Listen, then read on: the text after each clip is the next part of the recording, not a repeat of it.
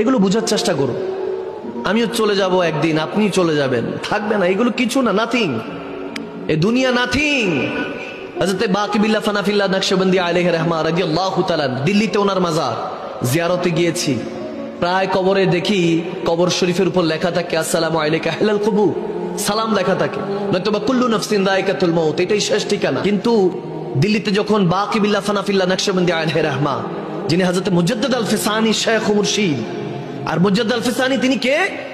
আবিদ সালমাদানির নয়তম যদি পিছনে চলে যান, তেনা পীর ও মুর্শিদ দাদা হযরত কিবলা, সুবহানাল্লাহ, যিনি বাদশাহ আকবরের দ্বীন ইলাহিকে ধ্বংস করে দ্বীন ইসলামকে জারি করেছিলেন। আবার সুবহানাল্লাহ পড়ুন। সেই মুজাদ্দিদ আল ফিসানি, ওনার শেখ হযরত বাকিবিল্লাহ ফানাফিল্লাহ নকশবন্দি আলাইহি রাহমা, তেনার ওখানে গিয়ে আমি সব কবরস্থানের উপরে দেখতেছি কুল্লু মান আলাইহা ফান। ওই কবর শরীফে আমি দেখতেছি ওখানে লেখা সমস্ত কিছু একদিন ফানা হয়ে যাবে বান্দা, এটাই সত্য।